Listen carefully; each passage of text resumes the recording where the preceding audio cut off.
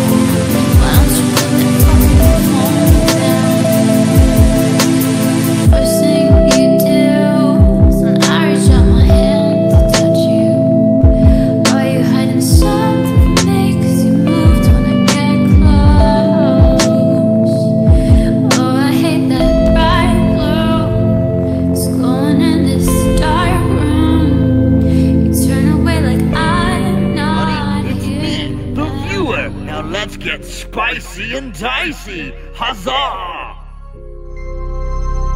Oh, I wanna travel the world. I want 1,000,000 girls. I want a meal the first week. Hundreds and diamonds and pearls.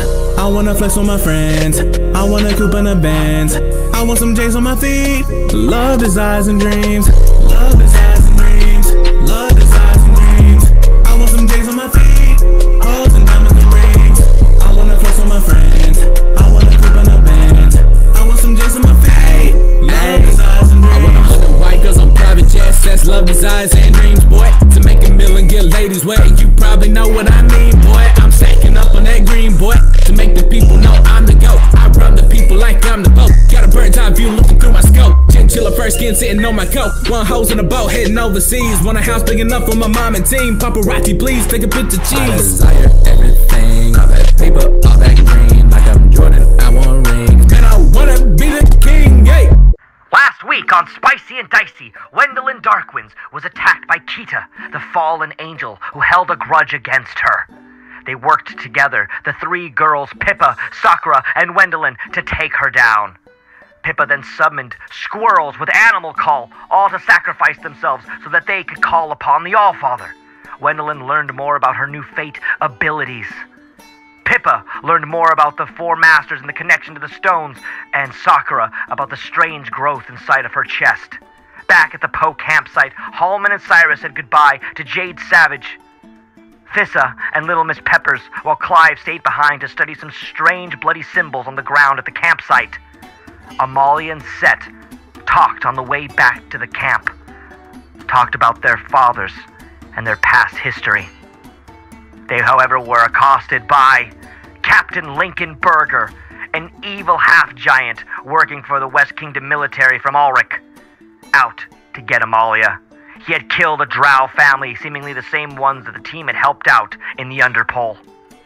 The team of two worked together to take him down. Now, what will happen this week on?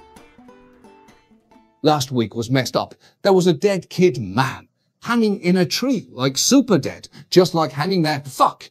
That's nuts. I'm like being choked in the bedroom, you feel me? And yeah, I just said that. All my haters can't go and hate, cause this guy ain't going nowhere. Now let's play this game. Like my ladies, I like me a big old D&D.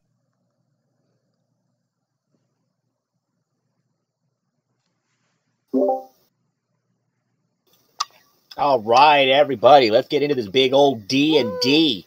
Shove some big old D&D in your face. Right here, right now. I know Stassi's game. She's got her hood up. She's like, bring on that D. Put it right in my face. I need that. I'm ready for big D in my face. You know it. Well, Jay, I think that's another kind of game. Ready. Well, look, we got mostly everybody here on camera. Just the prettiest one of us is still not on camera. Billy, what are you doing to us? What are you doing? What are you talking about? Jay, what are you talking about? You're the prettiest one here. No. Aww. Who do you think I really? Why do you think I saved these clips, buddy?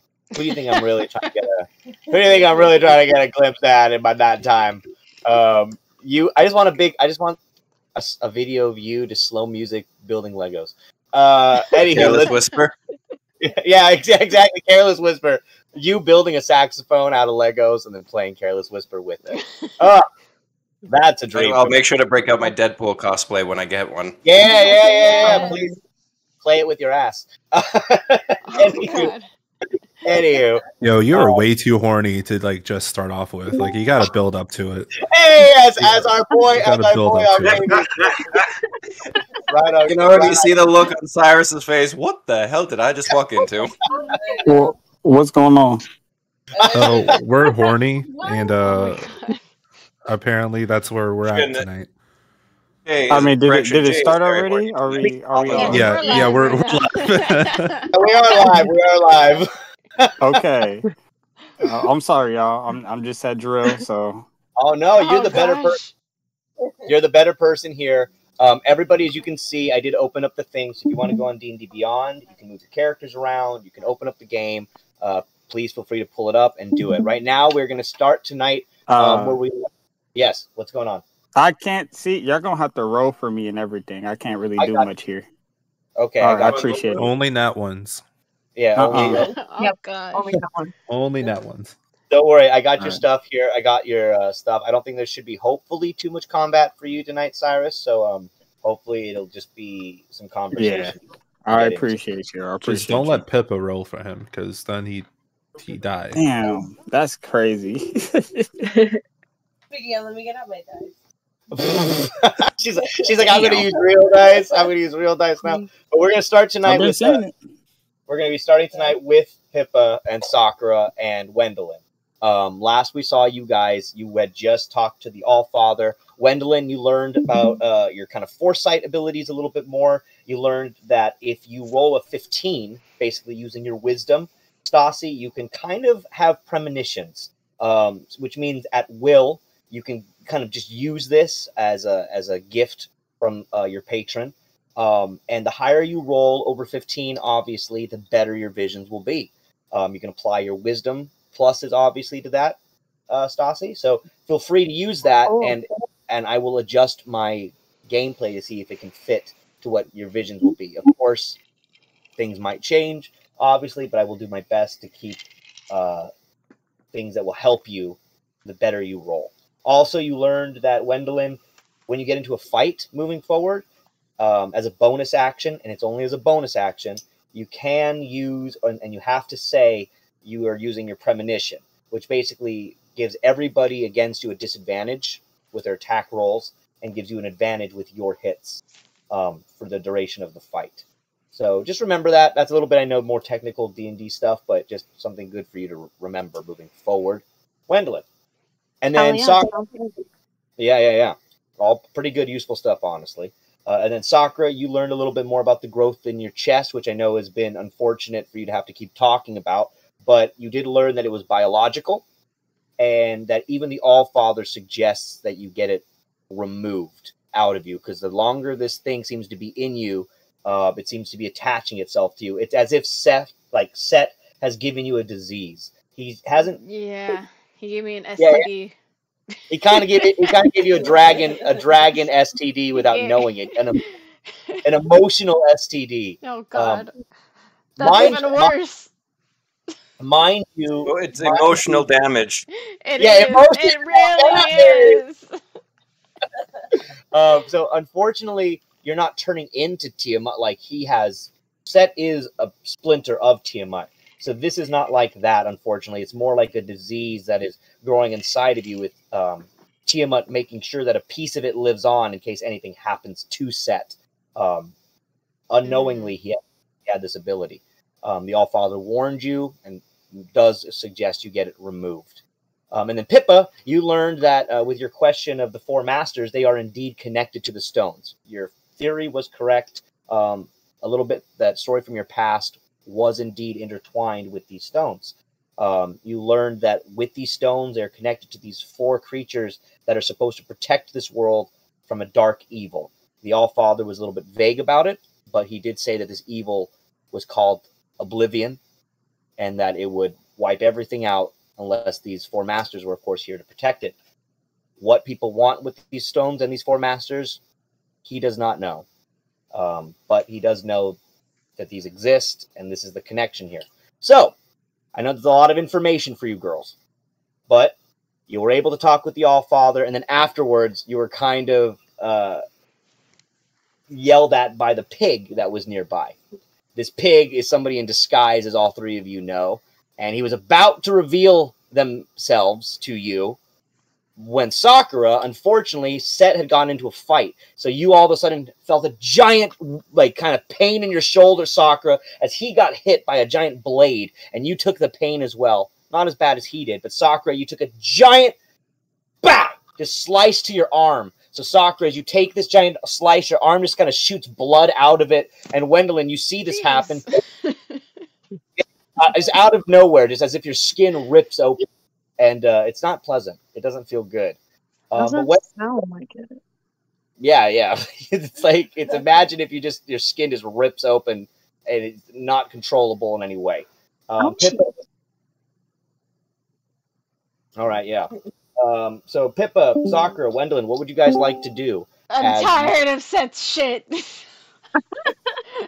I mean, can I go ahead? Can I lay hands on her now? Can I heal her? Do I have lay hands? Yes, lay your I got hand. healing. Yeah, yes, of course. You can heal Sakura, of course. You have Sakura, lay hands? Do I have lay hands? I know I I have don't healing. think it's I'm that. so sorry. She can heal though. Yeah, I lay think- hands is a paladin ability. I think she just has cure wounds or something like that. I have healing word. I can just I can use channel divinity on myself. I believe I can heal up to like 45 hit points. All right, so Wendeline, you're like trying to be like, what can I do? How can I heal you? And Sakura's like, it's okay, I got it. And so she tries to heal herself, but it's okay, Wendeline. You're like shook by this. You had no idea what the fuck just happened. But you know, you're looking out for your friend Wendeline, and you're trying to think of what you can do. Yeah. My cure wounds would not be powerful enough, to be honest. Yeah, so I'm just gonna heal myself. All right, you're a strong girl. You guys watch as yes, yeah, exactly. You watch your arm wound slowly then heals back up. The skin begins to pull back together, Sakura, as you're kind of left with this weird kind of scar that is faintly going away as you heal yourself. God damn, Sakura, that's nasty. And you're right. If you could have like a random wound like that, Sett's obviously up to no good or into some trouble or something. And if he's into trouble, who knows what the rest are into. So I think we should go check on them. Yeah, that's actually a pretty good idea. We should see what they're up to. I don't want him to give me any more damage from whatever he's gotten himself into. But also, before I forget too, Sakura, when we go visit my grandpa Jaja, he is a cleric, and he might be able to help with your whole needing to get rid of your tattoo Sett thing, because he was kind of the family vet, and he knows some weird biological stuff. You know what? You're right, probably. Because he, like, you know, I mean, you're really good with knowing all about the monsters, but he's been around a lot longer, so I'm sure he's even more skilled. Well, he might be able to help. Hopefully, fingers crossed, we'll see. But yeah, just before I forget, because the Allfather did say it surgically had to get removed. So. Yeah. Not looking forward to chest surgery. We'll give you a lot of booze beforehand. Wendeline, with your new little gift, did you want to see if you could see what happened to the group or what's up with the group, or do you want to save that for another time? Just a thought. Oh, right now? Well, I don't know. Can I see that? I mean, Wendeline, they just both, Sakura and Pippa just turn to you, and they're just like, and even the pig with his sunglasses, he just looks to you like, Dooley flats. Dooley flats. He like looks to you with his pig sunglasses. He like puts them down on his snout. He's like, yeah, I wouldn't mind seeing that. Hold on, before you go showing this pig here anything about your skills, who are you? Okay, who are you? Hey, I'm not at one. Watch your tone. I'm not a pig. I am indeed something else. And I'm a little bit. I'm not a boy. No, I am a pig. I mean, yes, you're right about that. My appearance is a pig, but I'm saying I'm not a pig. So just be careful. 2, you know me. You already know me. So I'm a little apple. Then why don't you just tell me your name? Because I'm nervous. Somebody's out here looking for me, and if I just give myself up so brazenly, well, maybe that would be a bad thing. I mean, you guys might know me already. Remember, we partied together. Who is this guy? Is this Hermes? Is this my brother? Please tell me. No, no. But to be honest, we kind of have bigger fish to fry, so you don't have to show us right now. Let's just get with the group. Shut the fuck up, Pippa. you shut up. No, we want to know. Where's this pig? I want to know who you are. You're not here. You're not there. No, seriously. Can someone cast like Zone of Truth or something? I don't have it right now. I don't have it. But this is more important than anything. I'm gonna cast Suggestion. Okay, I have to do a wisdom.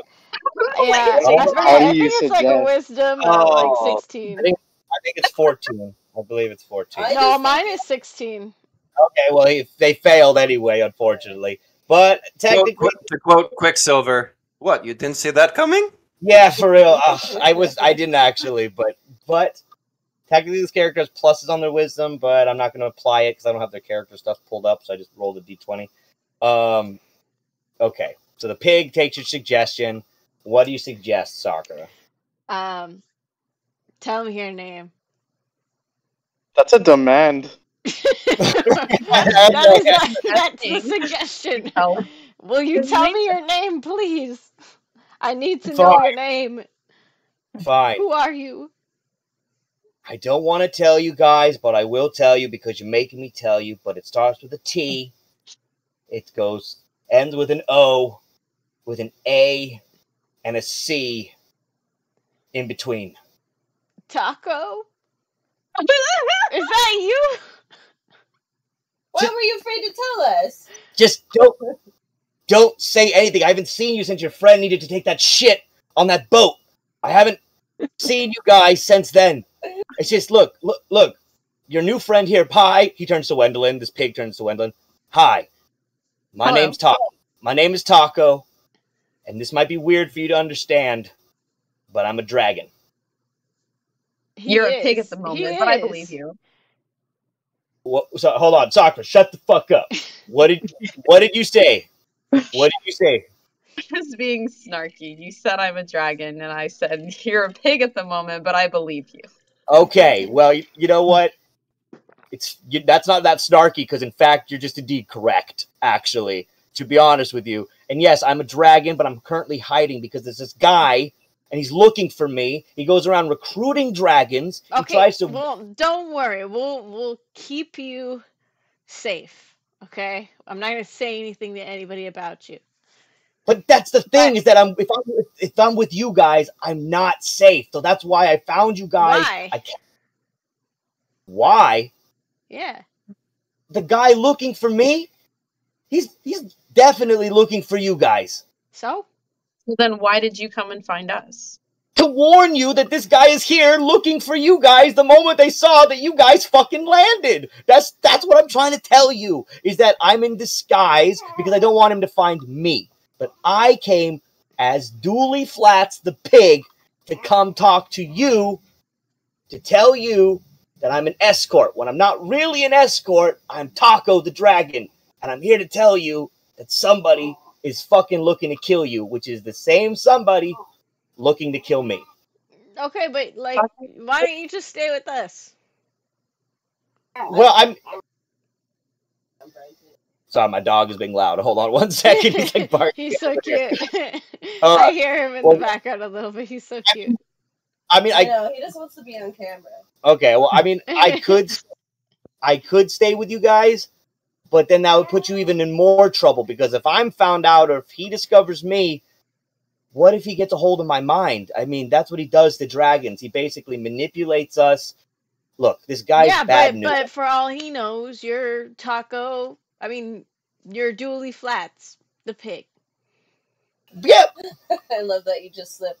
No, don't worry, Dooley. We'll call you Dooley. You're with us. Can we change your name, actually? You know what? Just I kind of want to call you Burrito. Burrito? Yeah. The undercover Taco. Yeah, it's the undercover Taco. Well, you know what? I kind of like it. I also, to be honest with you, Taco has always seemed a little feminine to me, and I am a man. So I have a burrito opposed to a taco. So I'm gonna allow it. I'm gonna let it happen. Okay. Thank you. So okay, and I'm just gonna call you Sakura, because that's your name. Okay. Okay. Deal. That works out. But on that note, I just want to warn you guys, if I stick with you, I'm not gonna turn into a dragon. There's no way I'm gonna risk myself being caught by this guy. He's bad news. The fact that he's even here. It's okay. It's okay, Burrito. You know what? We had a great time partying with you, and we'd love to have you again for some partying. Okay, well, hell yeah. But, sorry, what were you guys doing before I interrupted you? What were you guys... Wendeline, you were gonna do something. Oh, well, no, that's all I was gonna do. I was just gonna tell you that, basically, that there's people looking for you, and your whole group is in trouble by a pretty bad guy. Well, now that we're in trouble, you're going to be here as our backup. You don't have to be a dragon unless I absolutely say you need to be a dragon. But until then, yeah, you can chill with us. Just, if we're in trouble, you got to help us out. That's it. Well, I'm just letting you know, if this guy finds me, you guys might be in more trouble, because he has the ability to, brain control dragons. But how does he know that you're a dragon? Hold on. I want to hear from the new girl. What were you saying? I mean, I'm listening to this dragon pig thing, and it makes a lot of sense. Shouldn't we not be wasting our time here and maybe going to Sett and figuring out what's going on instead of waiting around for this guy to come find us? Yeah. You might have been here if they're in trouble, to be honest. Yeah, that's what I'm trying to tell you, is if your friend is in trouble, then that guy might be trying to kill him right now. I don't recommend any of you three girls go anywhere near your friend, the new one. I don't know. I never met him, but it's the same guy is looking for me, is looking for your friend. And if he's hurt right now, then for all I know, Stormcloud has already got him. And if he's there... Wait, I just have one more question. So, can he still mind control you if you're a pig?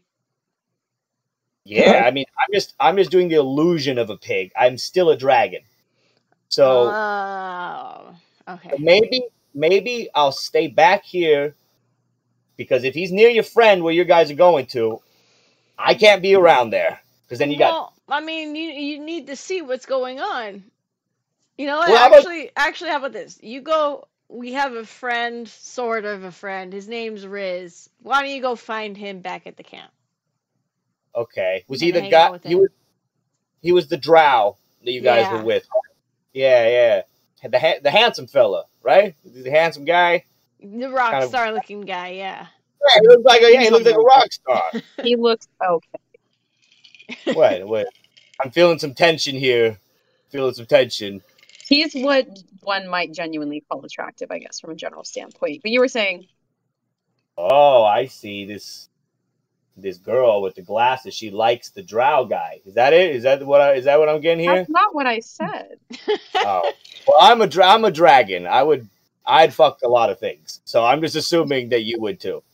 I'm just saying, I would. Hey, if I saw a block of cheese, how about you go find him and go find out?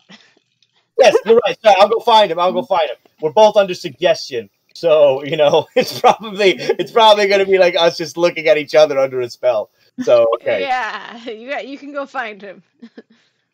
All right, I'm gonna go do that. But it's good to see you guys again. Is your friend there too? Because I'm thinking I gotta see him eat some more of those, that spicy stuff. So you just watch as Taco begins to walk in the direction towards camp. He looks back to you, Pippa. Be careful. If he finds you, you guys are toast. Well, you better come looking for us if things go sour. I'm counting on you as backup. I can't be your backup, bitch. I just told you he'll wipe my mind. What's wrong with you? Well, if you didn't have stupid little hoof hands, I could give you my ring of mind shielding, and maybe that would help. Oh. He stops for a second. What if we give him an earring? We'll put a pause in that. We'll put a pin in that, just in case that comes up again. And duly, Taco heads back to camp. So Pippa, did you girls want to start heading to go off to where Sett and them are, and Amalia is, or what? Yeah, we might as well make sure they're not dead or something. We should go check on them. Yeah, I think it's we go out. Chomps is still out, so if you girls want, we can ride Chomps on the way there. Yeah, let's hop on Chomps.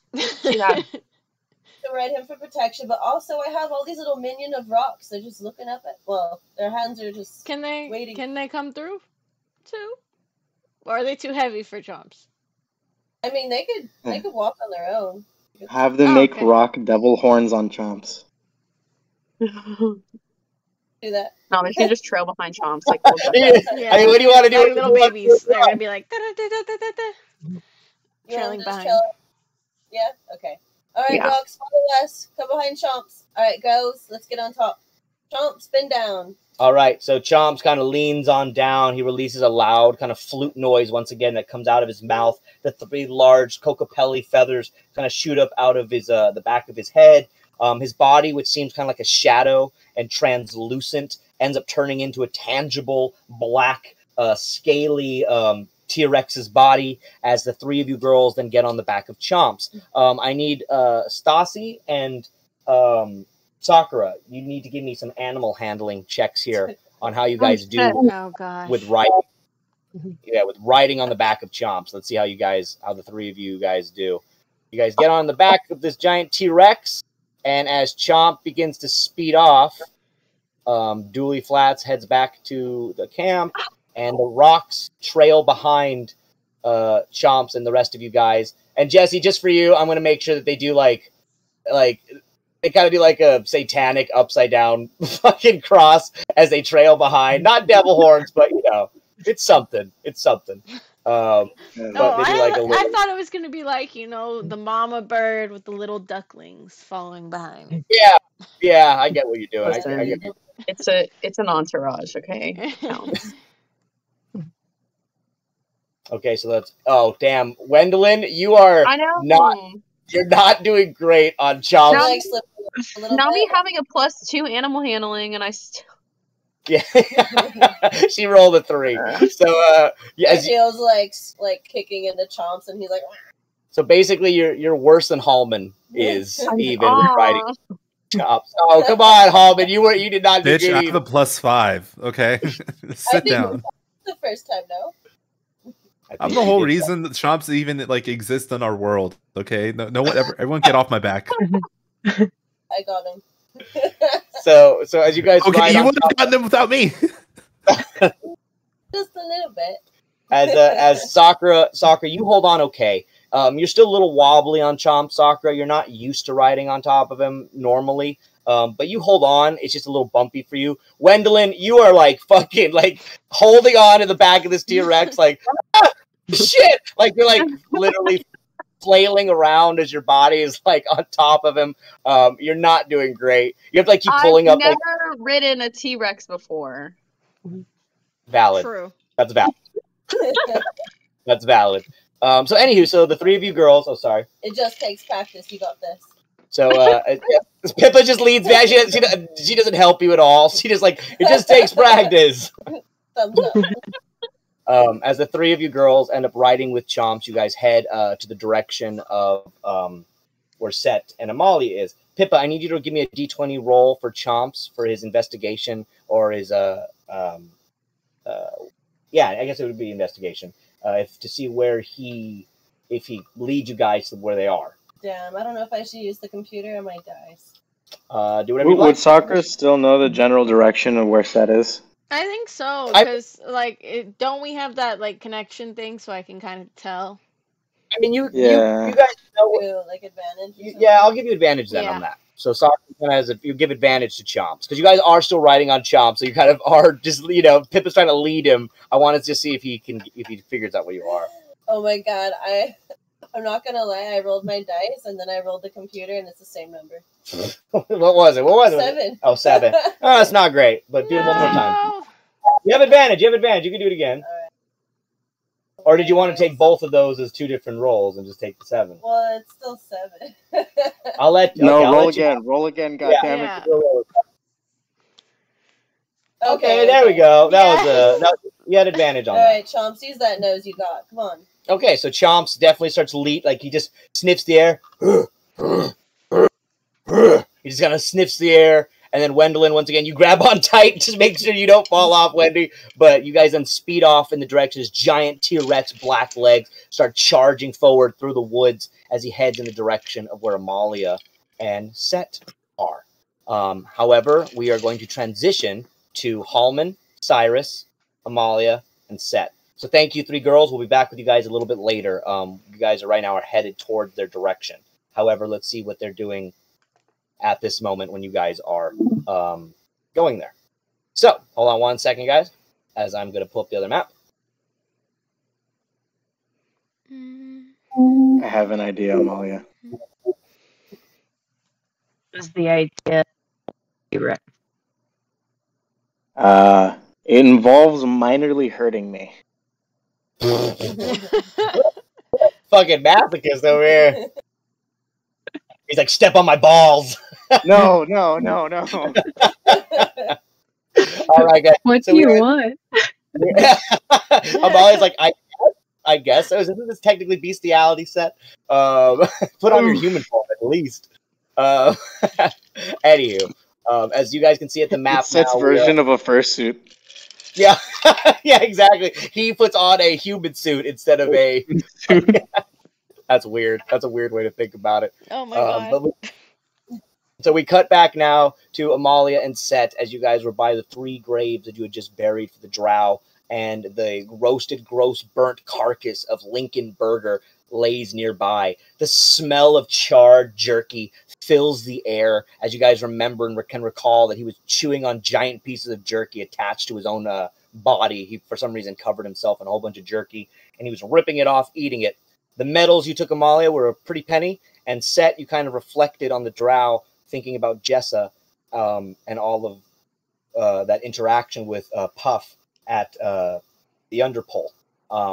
However, as you guys are there now and you're burying the bodies and doing all that, Sirus and Halmon, you had picked up on their location. So let's start with you, Halmon. As you kind of now head towards Amalia and Sett, you see that Sirus is out still and near the area as you can smell the gross burnt jerky throughout the air. What would you like to do, Halmon and Sirus? You're also up right now as well, Octavius. So whatever you guys would like to do. Cyrus is just kind of looking up because he's kind of just like dissociating. But he does look down and honestly, he kind of just looks. He doesn't look surprised. He's just like, okay, all right, what did they kill this time? Hey. He's just like, well, damn. We killed for good. Do you guys? I'm just kind of leading Cyrus, like he has his head down, like kicking the dirt with his feet. So I'm just kind of walking in front of him, making sure he's following me. And it's like, oh, here, buddy, this way. Just follow my footsteps. You don't gotta look up. Doing it. Like he's really dragging it. Right, so let's say you guys walk up and approach Sett and Amalia as they've just kind of finished digging the graves, and they just kind of basically had a small conversation at the end, I believe you, Amalia, bless you. I believe that Amalia and Sett, you guys were talking a little bit about your fathers and stuff on the way. However, you ended your conversation, kind of re-bringing up Jessa and that whole situation. But the two of you end up then approaching Amalia and Sett. So you guys are all together. What would you guys like to do? Amalia, So I'd say, pinch my cheek and flick me on the forehead. I'm not gonna do that. I'll do it. You can ask Halmon. I got you, Okay. baby. That's very kinky. Any of you. I got you, baby. Come here. All right, thanks, Dad. Oh, it's getting weird. I'm just gonna walk over to Cyrus and be like, "Yeah, I'm gonna leave you. Whatever the fuck you're about to do." All right, do you do it? What's happening? That's what he just looks. I like, I have don't no know. idea. Sett It's just not- asked me for a favor. Cyrus, And buddy, it sounds fun. Trust me, let's I touch have an idea. Okay, I guess. He's over it. He's Who's the done. dead guy? Yeah. Oh. Who was that again? It was No. I know who it was. I'm asking Amalia. Lincoln Burger. Yeah. You guys killed a burger? No, he was. No, he was buddy. like a, Alright. yeah. He was Don't a know his general of the West Kingdom. Yeah. Of the that what guy. now? Wait, he perks up with the what now? The general The of the West West Kingdom? Kingdom. I don't Oh my know God. who assigned him, but he's also from my city, and this is has brought greatly troubling news. He's the general of the West Kingdom. I don't know what he said. All I know is he needed to die. Like, Well, okay, then what are the bodies? Who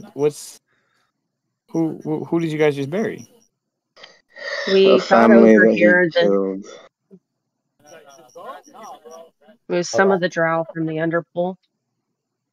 Cyrus, you look and see that 3 graves are spread out. 2 are larger. 1 is slightly smaller. And Amalia, you can see that she kind of lingers looking at the graves for a quick moment and then look back up to you, Cyrus. And I would say at this point, Amalia just kind of sits on the ground and looks exhausted. All right, yeah, you can take a little rest here. In fact, Did all we And just we more didn't so, know. not like physically exhausted, but she just looks like mentally drained after like having seen that with the drow. Okay. Sorry, what were you saying, Cyrus? Who were did we know those drow? Not that I know of. They were the We same met them in the drow from Underpool. Yeah. I know, but Sett wasn't present for that. Neither was Amalia. Sett wasn't there for that, and Amalia was in the house where that happened. Oh shit! So they wouldn't know that we would know. Yeah, we don't. So know. we don't know who they Yeah. are. Oh, no, Amalia knows. Okay. Amalia does know. Amalia does know, but Sett does not.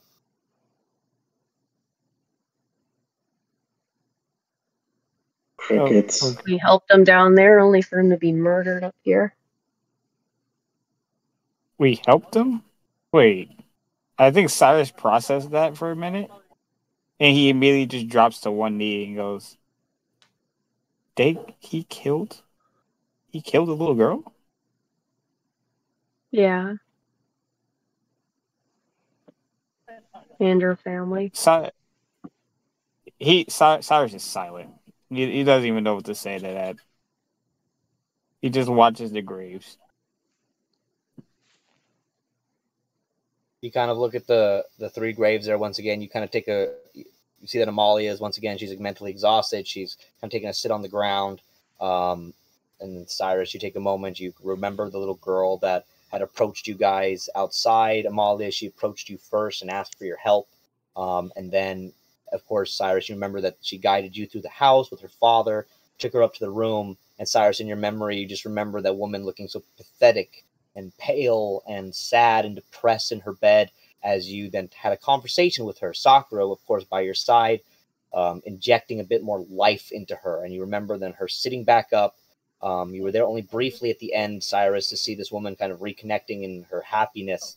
But weirdly, the thing that lingers with you here, Cyrus, out of all of this is I hear somebody in the back. Hilarious. Yeah. Oh my god. It's a unit. It's a unit. Don't worry about that. No, I loved it. I love That's it. funny. That was perfect. That was perfect. That's But Eddie, hilarious. I don't know what he was doing. I think he fell. You hear that. I'm just kidding. But the thing in your mind that rings with you the most out of this is you remember that woman's depression. You remember how just sad and how miserable she was, on the verge of killing herself that she was. And Sirus, I want you to take a moment. I'm not saying you have to think this, but the thought does go through your head, maybe from you, maybe from Lucifer. But you hear, maybe you should have let her die down there. Maybe it would have been better than the death she went through here. It's like Sirus is kind of having that. Amalia just kind of looks up to Sirus and goes, "They didn't deserve this. Some queen I made, huh?" Would I be able to roll an insight check on Cyrus Braveheart? Yes, you can. Okay. And the intent is to see if I can see how he's feeling, but since he's wearing armor, I don't think I can see his facial expressions. Or do you have your helmet on or off? Yeah, is your helmet on or off? No, it's on now. He put it on after the whole Lilith thing. I mean, yeah, you were wearing your battle stuff, yeah. Okay. Yeah. He does look at Amalia. I have to roll first, Cyrus. Hold on one second. Okay. Oh, no, you have to give me He does look at Amalia. Yeah, is a 12 enough to just know that he's not okay? Well, I'll say that 12 is good enough that you can tell that his posture and his demeanor after all this, definitely when he went down to his knee to look at these graves, you can tell that both him and Amalia are, and you can pick this up from Amalia too, Sett, with the 12. Both are affected by this, and not in a positive manner. It's definitely negative. You're not picking up what their true emotions are, but you're picking up that, it's not a happy moment. It's not fun for either of them. I wish I could give you more. Why did he kill the family? Well, if he's a part of the West Kingdom, it's probably some type of racism or something. It was prejudice. He called them dark skins, and he called them lesser beings, and he called them trash. Are there more like him? Probably. There's a lot of people like that in Auric. Unfortunately, tends to incite this sort of sentiment amongst the people. Cyrus stands up and he kind of just pats Amalia on the shoulder and goes, "You're new. It's fine. They had nothing to do with you.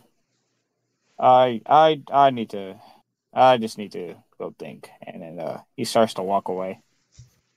That punches Cyrus in the back of the head.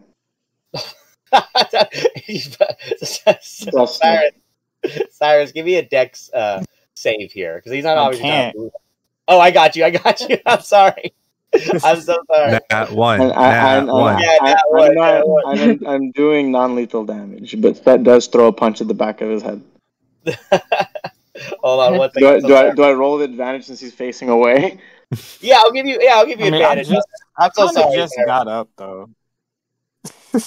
I waited for you to say that you start to walk away. Okay, 1 second. I'm so sorry. I'm trying to get to his page. You can just roll a d20. I'm not transforming my claws or anything. Just normal fucking punch with a bare fist. Well, I was trying to give him do his actual deck stuff. Halmon, I was actually trying to get to his page and stuff so I could roll for him. But I guess you're right. Okay, 1 second. I'm so sorry. It's still opening. Now I'm on a mission to open it. I'm sorry. You just gotta wait. Now I'm like, I gotta do it. Okay, here we go. A deck save. So I don't think any of those hit him. There you go. It's a +4. Sorry about that. Sorry, I almost fucked you up. So he definitely saved Sett. So you go to swing at him, but you basically miss Jesse just a little bit. Like, you fucking idiot. Like, you're trying to give him a slap on the head. But Cyrus, you're just kind of too quick kind of for him. Like, dude, you know what I mean? You just kept walking. Sett's gonna try to push him now. Oh, okay. Sett, what the fuck are you doing? At this point, Cyrus is going to turn around, and he's staring him so deeply into his eyes, it's kind of unnerving. And he goes, "What are you doing? What are you supposed to be a king?" No, I'm not. Damn. I'm no king. Aren't you supposed to care about these people? As Sett points at the graves. Do you know? Do you know anything about me? You're No, but I know accusing that me of your this. birthright has robbed you of the ability to crumble and fold when people were counting on you. You strike me again, I'll strike you down. But what I was gonna go do, I'm gonna go get some flowers. I have some on the ship. Okay. So, Cyrus, do you want to head back Is to that the... the answer you would like? And would you like to get those flowers with me? Because I would like to pay my respects to these people that I couldn't save. You know what? Yeah. Let's go get some flowers. What about the mission, Rabbit? We'll be quick. Yeah, and then Sirus walks away with Sett, but he doesn't even pay mind to him trying to punch him. He just says, "Please don't hit me." All right, well, Cyrus, I do want you to do me one thing here. Okay. I want you... It's not necessarily your choice here either. I want you to give me an intimidation roll, which I will roll for you, obviously. Just to see Sett how he's talking to you, and it's pretty good. You got a 25. So Sett, as he's talking to you, you definitely can see Sett that when he said he would strike you down if you hit him, at least he meant it to him. He definitely was slightly angered by that, Sett. You could see that it triggered something in Sirus that got him a little tense, he wound up. But that he was quite intimidating with the way he was speaking with you. As in, you were not thinking like, oh, Sirus is a bitch. No, it's more like, oh, okay. Kind of, I don't know. I can't tell you how to feel, Sett, but that's, I guess, the vibe that he would be giving you. Sett doesn't think Sirus is a bitch. He's upset with how he's moping. He's upset with someone who's supposed to be a king and a ruler, and apparently the heir to a major throne and an enormous legacy is crumbling because of a few graves. I love it, because now we have like a little bit of a Sanji Zoro type of awkward kind of vibe going on between you two as you kind of, let's just say, very loose friendship walk towards the ship to grab these flowers. Yeah. So you head back. That was most definitely a misread. Because, yeah, he is moping, but he was more trying to go get the flowers for them and then come back. But that's good. I mean, that's great, because Sett, like I said, Sett, you definitely had questions for Sirus there, and you're judging him and who he is. And Sett and Sirus, you actually haven't had that much time to talk with each other. You've had brief interactions, some of them hostile. In fact, a majority of them hostile, and brief moments of friendship in a secret quarter.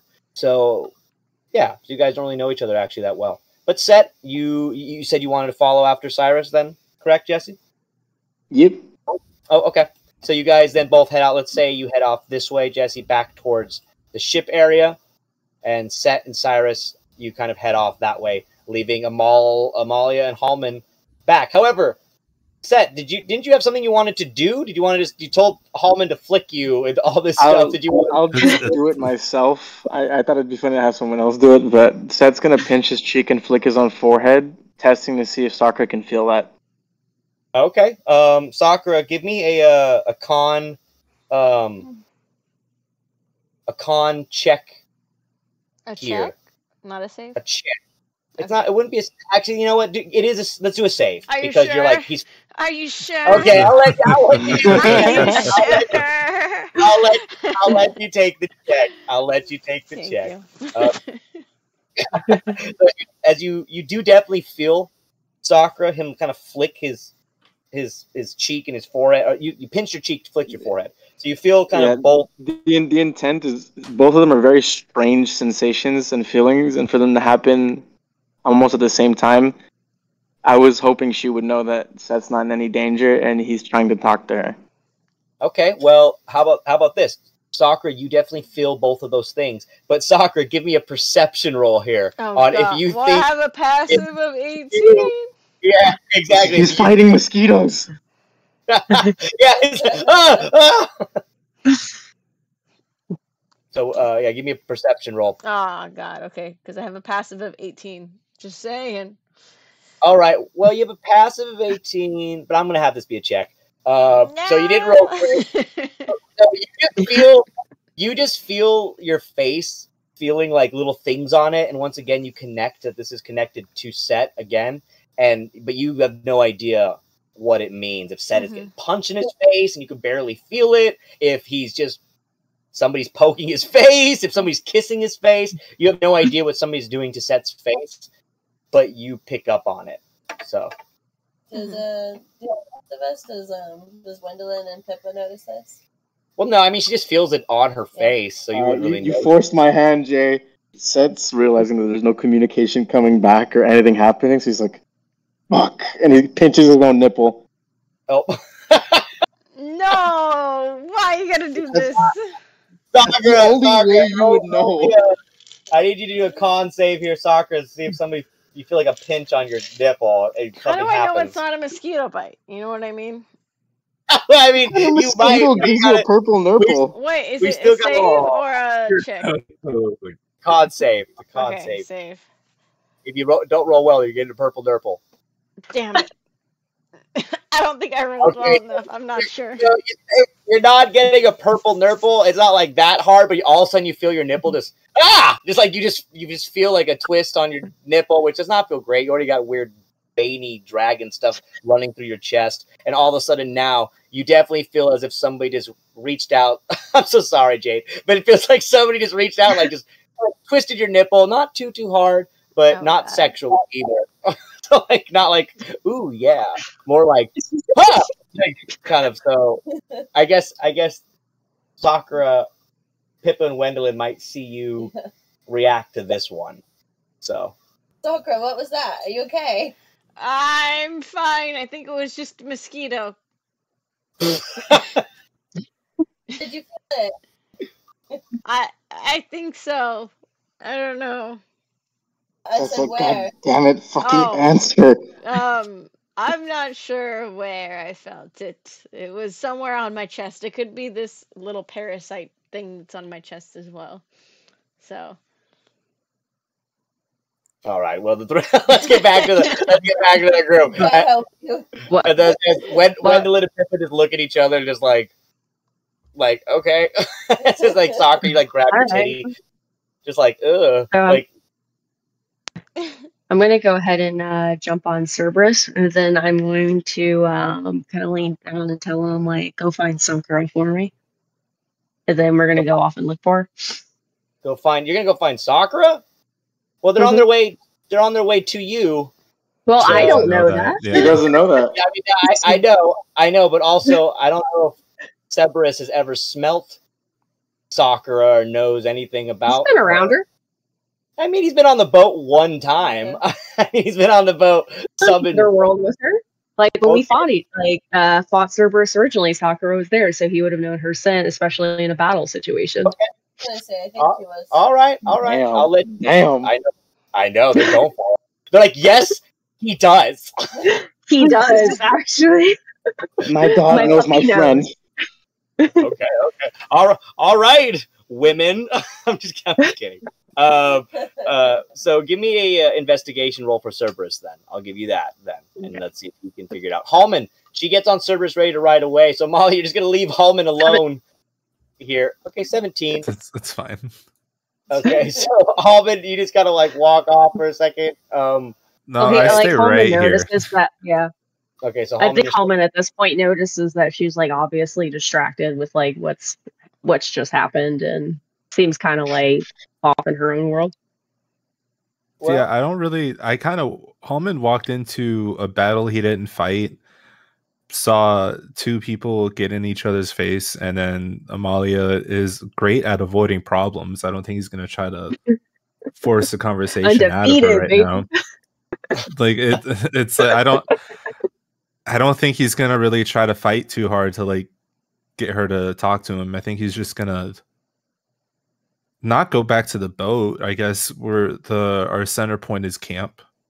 Yeah, the camp. The boat is near the camp, so where Sett and Sirus would be going to would be basically the camp as well. The boat is parked, if you will, docked, or it's an airship field, so it's a little different, but it is parked near that camp area. So when you guys go back to that camp, that's the equivalent to kind of going back to your boat. So it's up to you, Halmon, if you want to follow off in that direction. Mind you, the girls are basically coming from that direction anyway. So I mean, Halmon is just gonna walk, or like start hiking it too. I guess he's not really. I don't think he would fly right now. However, because it's like I do want to remind you that your friend Clive, you did say if you didn't hear from him in about 5 minutes. Has it been 5 minutes? It has been probably well over 5 to 10 minutes since you've left the camp. Well, Halmon's gonna panic a little bit. Hold on, what is this? I'm just reminding you that is you know true. that information. That you know that information. Okay. Well, I want to try to get back to him quickly, so I'm gonna do that thing that you finally told me that I like that were finally showed me that I had that I wasn't able to see until recently. I'm gonna call the sleigh down. The sleigh. Do you have anything to pull your sleigh? I don't think it requires anything to pull. He pulls his own sleigh. I guess if it's just a magical sleigh that can move on its own, then that's also fine. It doesn't say it has it can house creatures. It doesn't say it requires creatures to move. I guess you should have had Amalia just stay and attach it to Cerberus. I mean, you can still ask. I'm here. I mean, Amalia's not far. She's still kind of there. You can stop her, Halmon, if you don't want her to run off. She wants to go find Sakura. I want to go find Clive. Okay. We're going separate. So are you gonna? If you want to summon your sleigh, you can. I'm gonna say that unfortunate for you, Hollywood. I'm gonna say that it does need to be pulled. It does. It does need to be pulled. Yes. However, Okay. it can Go find your horses. They can't fly. It doesn't. Your children cast fly on them. You can cast fly on them if you touch them with this fly spell. Then they can fly. I do not have fly. Oh, well, I have wings. I swear you did. No, I have wings. I can't fly. But Amalia, I have fly. But Amalia can cast fly. Either you know way, what? This is complicated. I'm just gonna fly to him. You're just gonna fly to him. Okay. This is taking way too much screen time. I'm kidding to Clive. Hey, point blank and period. Sometimes screen time needs to be filled, buddy. Sometimes screen time needs to be filled. You're not on this. So anywho, okay. So Sett and Sirus, you head off because I don't know where Octavius went. Little buddy, come back, little army bastard. Anywho, so Sett, you and Sirus are walking back to the camp. It's a little bit of tense between the two of you. Amalia, let's say that you kind of also start bounding in the direction slightly off from the direction they went. Cerberus has seemingly picked up the scent and the smell going in another direction. So as Amalia, you head off in that direction. Oh, where'd she go? Where'd she go? You're dying. Where do you keep going, Amalia? Where do you keep going on me? I don't know why my audio keeps disconnecting. Everything will be fine, and then all of a sudden, the audio completely. Well, don't worry, you're okay. We're moving on from you right now, anyway. So you kind of bound off in the direction as the girls head in your direction. Let's see who finds each other first. However, Halmon, you head back to the camp towards Clive. As you head back in that direction, we are now going to cut over to you and Clive. So we're actually going to take a break here. Let's do a break here, everybody. And after we get back from the break, we're going to continue with Halmon and Clive at that part of the camp. And then we're going to get back to the girls running into each other. And if Octavius comes back, we'll end with Sett and Sirus. If Octavius, unfortunately, is busy for the rest of the night, I'm sorry, Jesse. You might have to wait till next week to get to your little That's okay. more conversation with Octavius. But all right, guys, I'm going to pull up the break stuff, so we'll be back in about 5 minutes. Okay.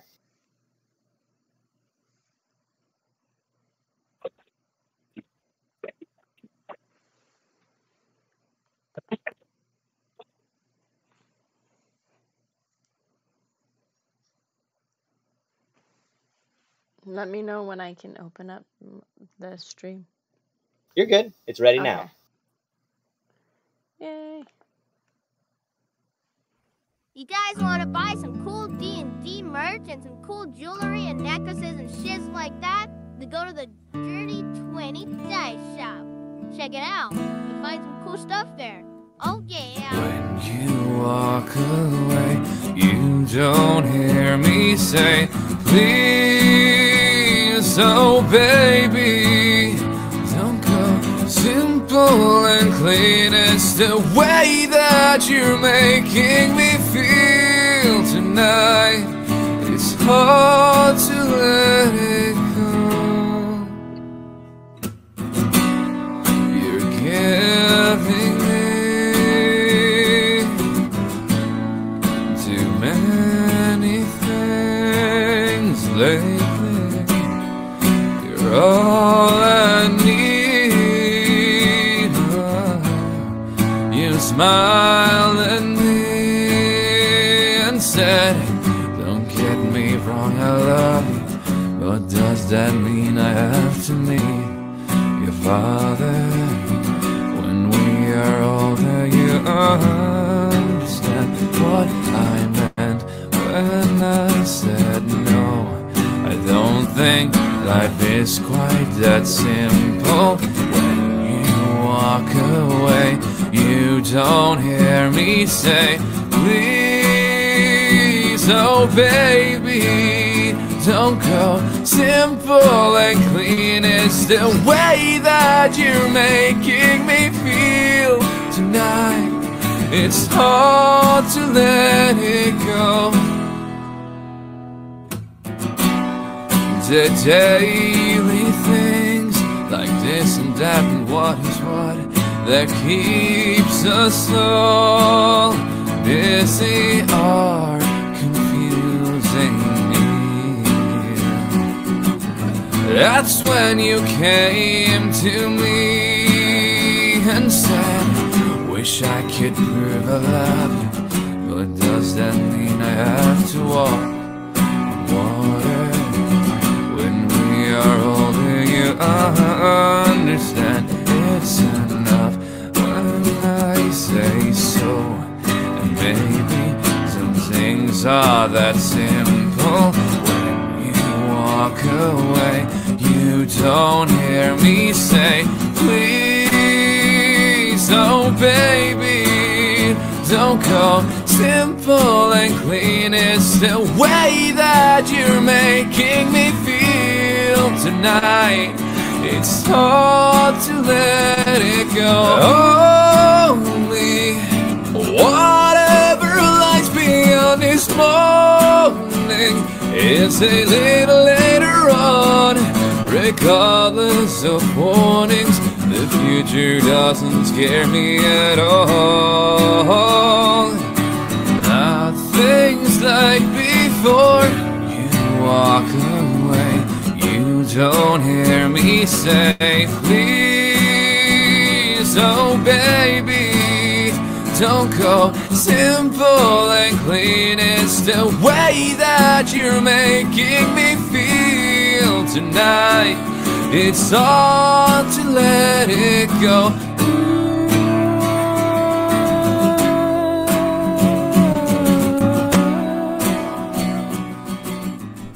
Just tell me, why don't you fucking like me? You're kind of an asshole. But just a little bit of an asshole, right?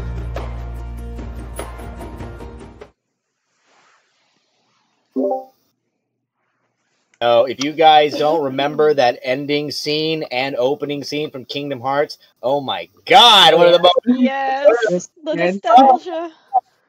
Dude, I don't think I've ever in my life since like that moment with at the end, I'm not going to talk too much spoilers here, but it's one of like the best endings or the most like tear-jerking endings for like any young person ever. Like, I feel like that like, the ending of that game is so fucking like, how dare you do this to my childhood? Like, why would you do this to me? But yeah, Kingdom Hearts is amazing. Where's our Kingdom Hearts franchise? Yeah. Come on. I mean, film. I've replayed those first two games like 4 or 5 times now. For sure. It still hits. It still hits. Pretty well. Yeah. Is it the fourth one is coming out? Is it the fourth or is it the third? Which one is fourth. it? The fourth main one, yeah. Wait, there's another one coming out? Yeah, yeah. my and I don't think there's a release date, but they're working on it. Yes. Yeah, it's gonna be legit, and I think they released like a small trailer or something. But anywho, we're not here to support Kingdom Hearts. We're here. Just saying real quick. I'm gonna go use the bathroom. BRB. Oh, okay. Don't worry. We're here actually now, as you guys can see on the screen, with Halmon and Clive. So Billy, if you're there, buddy, please join us. And then we'll get back to the rest of you girls a little bit later. But Billy, I'm here. A little bit of a team up here. We're gonna have, it looks like, with Halmon and you, Clive. As Halmon, I don't like how you said team up. well, let's see what happens. Let's see what happens. let's see. Billy. Let's see what happens, Billy. And, Billy, stay behind me, Billy. So, all of a sudden, Billy, as you're kind of looking at the ground, you remember last time, Billy, we kind of left off with you. You were doing a little bit of investigation here on these symbols. You had definitely come to the conclusion that the symbols on the ground were definitely connected to the Bran, the elder god, the crow, raven, elder god of Bran, and that these were protection symbols of some sort. You didn't really know what they were protecting, how to use them, but you definitely saw that on the ground these weird bloody symbols had something to do with summoning something. Clive. Halmon, you kind of fly back after quickly discovering the scene back there. Sett and Sirus kind of going in their own direction, and then Amalia wanting to go regroup with the girls, kind of being just left there like, oh, okay, bye, homies. I'm a wallflower. It's fine. It's okay. You took it in stride. They all had other things that they were dealing with. You didn't seem so affected by that Drow family because you weren't really that involved in that situation. I wouldn't say that. I would say that he is more concerned about the living because he can't do anything about the family anymore. But he wants to make sure Clive isn't joining the family, you know? Oh, for sure. In fact, that makes a lot of sense. As your character was kind of seeing them being affected by the Graves and the Drow, it kind of almost, and in character, I think for you, made you worry a little bit about your friend. So as you then headed back towards Clive, you see him kind of looking at these weird bloody stained symbols on the ground. And Halmon, you didn't really notice these before yourself. You didn't really do any investigation for that. So you kind of stumble upon Clive as he's doing this. So Halmon, Clive, what would you guys like to do as you are now here at the campsite? And Halmon, you kind of stumbled on him looking at the bloody symbols on the ground. Clive, it's been 5 minutes. What the fuck? Magical investigation takes a while, my friend.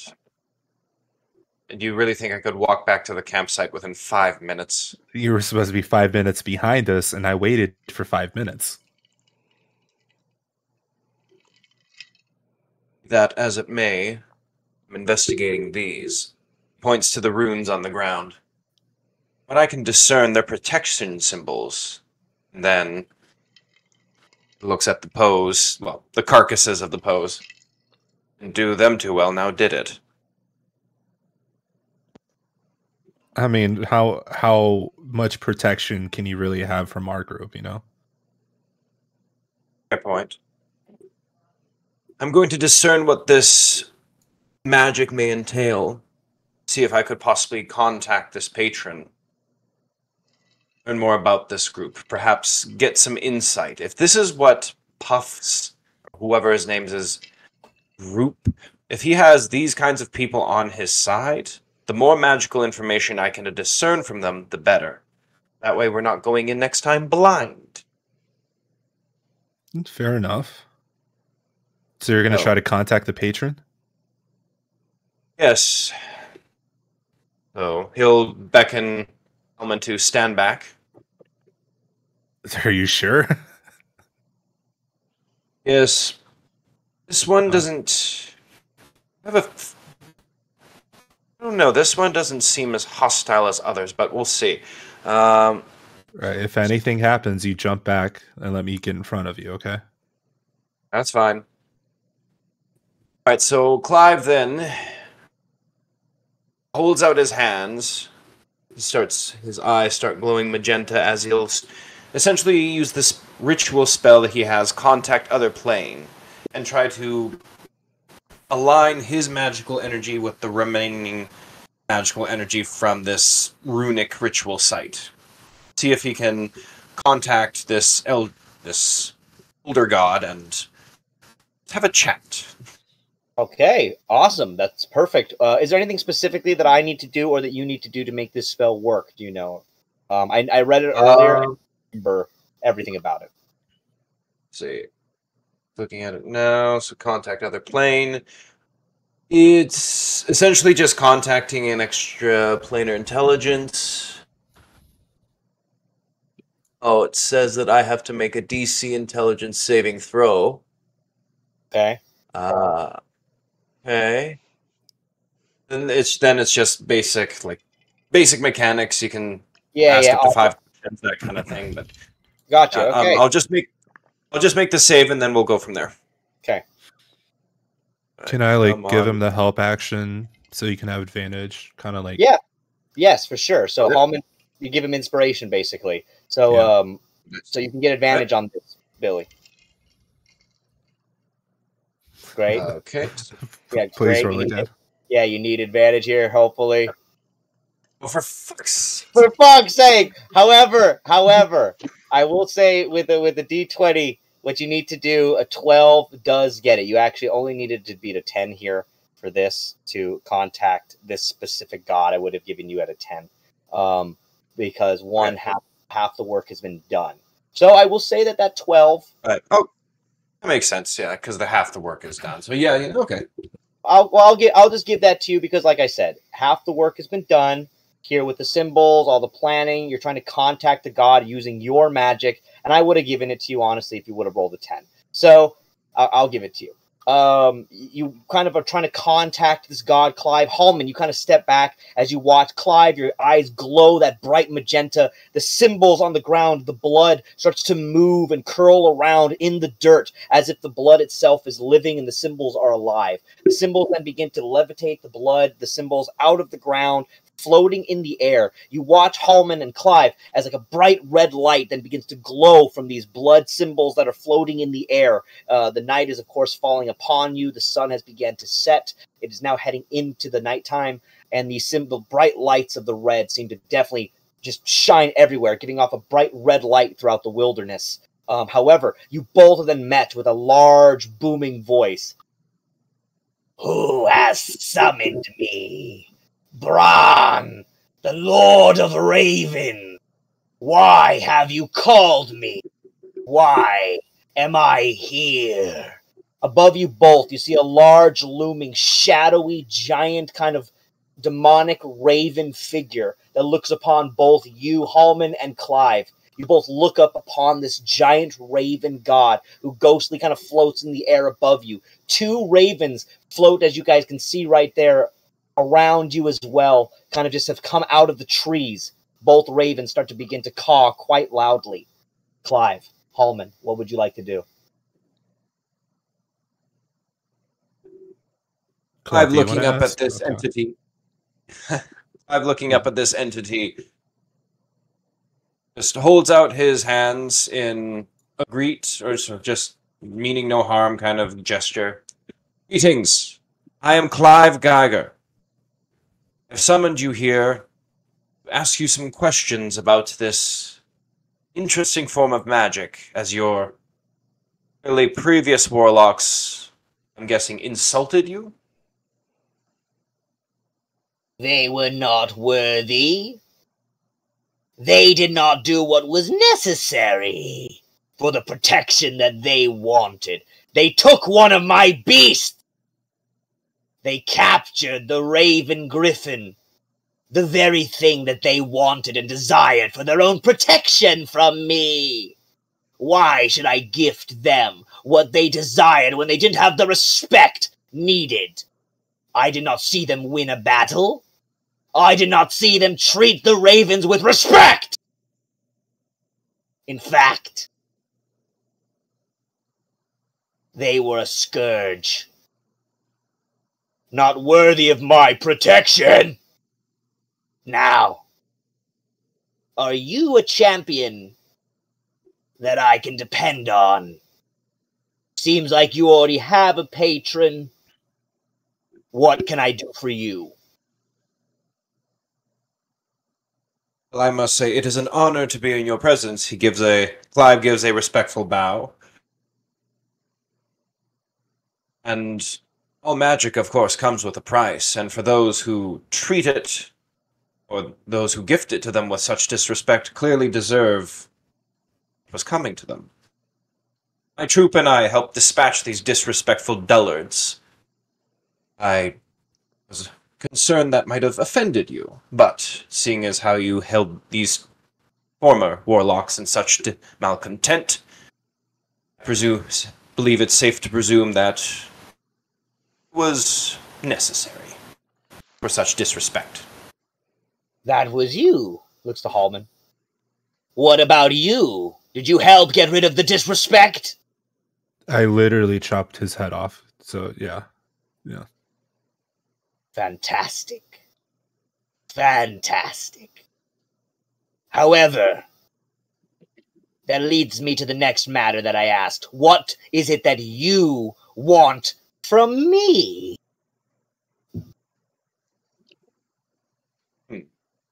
Very good question.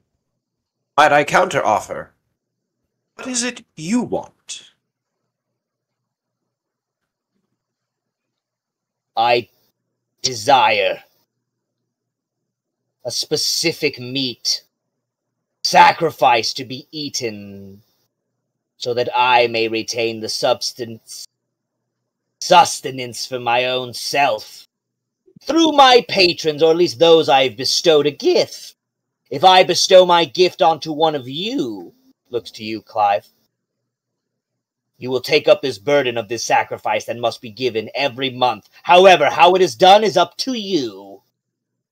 But before we do that, I have another test to see if indeed you two are strong enough to take on this gift. Do you accept? Can I sidebar real quick? Clive? Discuss. We only want information, right? Like, do we want another form of power, like a patron? You really think it wise, after we summon this entity from whatever dimension he's in, to this plane, primordial existence, only to say, nah? I'm not saying that. I'm saying maybe we could do a trick. Like, we get information, we give him a favor. It's not really, oh, you're my patron. It's just a very, good barter. We don't have to sacrifice ourselves, I don't think, right? Let me ask a few more questions. I will then turn back to... Yeah, okay. I will then turn back to to Bran, essentially. I have to ask, what is this sacrificial meat? I shall tell you if you accept the gift. That is all.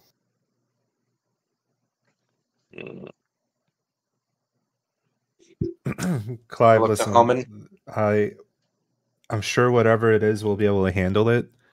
So I think if we need to, we can.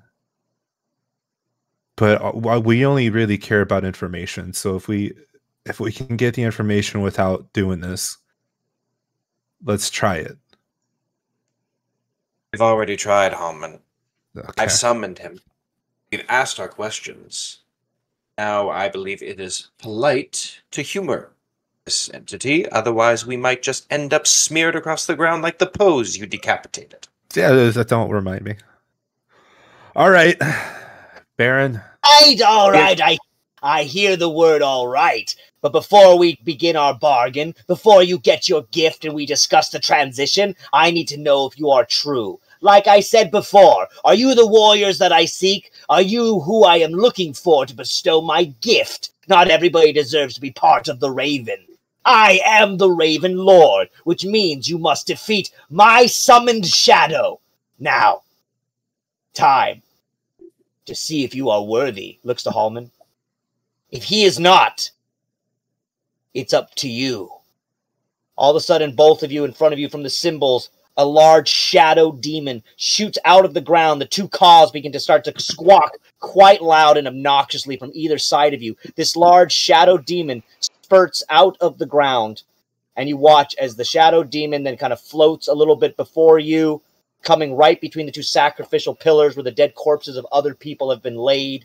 And now, all of a sudden, Halmon, Clive, please give me an initiative roll. I'm sorry, everybody, but we need to do a small battle for Halmon and Clive. Billy, I'm out of spell slots, by the way, so I'm just going to be up in his face. I got a nat 20, so 21. Nat 20, fantastic. 21 20 total. 20, fantastic. Everybody's doing really well today, actually. Great job there, guys. However, the demon does go first. He got a 23. So the demon is going to attack at you, Clive, right off the bat. Fuck. And this demon is going to swing with a claw attack as it kind of moves in to shoot straight up for you, Clive, and it's going to straight up attack you. And it hits. Clive, you will take only 6 points of damage right now, Clive. Only 6 points of damage. As the shadow demon takes its large claw and slices right down your chest, Clive. You take a large swipe. It, however, is going to use a... It does not have a bonus action, so that is it. Halmon, you are up next. Okay. I can't really push Clive away, so I want to get right next to the demon, like on the opposite side. Yes. Right here. Yes. And then I'm going to use... Also, it does have advantage against slashing and non-magical attacks, just so you are aware. It's a magical axe. Okay. Cool. So is it just so how would that work? It's fine. It's fine. If it's a magical axe, it says non-magical items. So if it's magical, it hits normal. So I'm gonna use my bonus action to rage, and I'm just gonna swing twice. So Clive, you watch as your large barbarian Santa friend just rages. He gets all huge and swole, and you're gonna go slice. What was that hit? There's a 29 to hit for the first one. Of course it fucking hits. And a 29 to hit for the second one. Damn, okay, so you hit twice. Rolling damage now. Plus another... So it's 25 damage plus my rage, which is 4, so 29 damage. Done. Total. It takes the hit. You watch as your giant axe slices through this shadow demon. It manages to make connections since it is a magical axe. And you see as it hits in the shadow, which wouldn't be normally hit, but this giant kind of crow shadow demon just starts spewing like black goo out of the fucking hit that you'd hit in its side. This black goo starts to cover your axe and drip down onto the ground. It releases a large screech, and you just hear as it rings throughout the night. Anything else you can do, Halmon, or is that it? That's all I can do. All right, Clive, you are up next, buddy. Alrighty, so look at this shadow being, and then we use one of his warlock traits or warlock spells granted by his patron. Just need to find it again. I will sit there. There it is. So he'll use the spell Finger of Death, but because it's one of the bonuses his patron gave to him, he doesn't spend a spell slot. So that the entity has to make a con save of 17. Con save of 17. Con save of 17. It got a nat 1. So. Ooh. Alrighty. Give as much damage as you can, buddy. Kill it in the first round, dude. Let's do it. So, will be necrotic damage. That's just, let me look up the dice. So, just to make this easy for everybody. So, it's this interface. You're good. Don't worry. Take your time. Everybody's here. Everybody's chilling. Oh, so that is, so just need to grab the D8. Just for simplicity's sake, I'm going to roll like that. 1, 2, 3, 4, 5, 6, 78. Right. Roll. 34. That is... oh, I'm not done. That's 78 plus 30, so that's 64 necrotic damage. So you take out the shadow demon. Well done. So you definitely, with Halmon, you, as your axe is sticking into this fucking gooey, bleeding, fucking pussy black shadow demon that drips all over Clive, you do the finger of death. You point it straight at this shadow demon. You watch as Clive's eyes just glow this bright magenta. It kind of blends in with the rest of the red light coming from the blood spell off of the ground. And you watch as Clive, you just fucking, how do you want to kill this shadow demon, Clive? What do you do? What happens? So Clive, now that he's more versed with his spells and such, and memories are starting to come back, he remembers a lot of his magic. So he just raises his hand. It starts to glow magenta right at the fingertips. Closes his hand, but with his pointer finger right at entity, it glows, and he just speaks in Eldritch. And just like basically, just a beam of pure magenta energy shoots from his one finger right into the chest of what would be the chest of this entity, and it just hits it so much it radiates magenta and bursts. Yeah, you just watch Halmon as this large kind of shadow demon seems to turn into like a bubbling balloon of magenta magic energy and pops. The shadow goo basically covers you all, but then immediately disappears. Halmon, you look down on your clothes and everything. The goo is gone. Clive, the black goo that has covered you is also gone. The two ravens start beginning to caw and screech louder and louder. They both take off and fly into the night sky. They do a couple loops above both of you, and then they disappear. You are left both there with a ringing in your ear. The demon disappears. The symbols go back down to the ground. As you both look up, Halmon and Clive, the large Bran raven looks down upon you, seemingly mixing in with the stars above. And the smoke, the figure, the godly raven looks to you. Well done! Both of you, very, very, very well done. Warlock, you shall receive my gift. However, it comes with a price. Your barbarian friend was correct. Take the gift and the price, or just take the information. What would you like?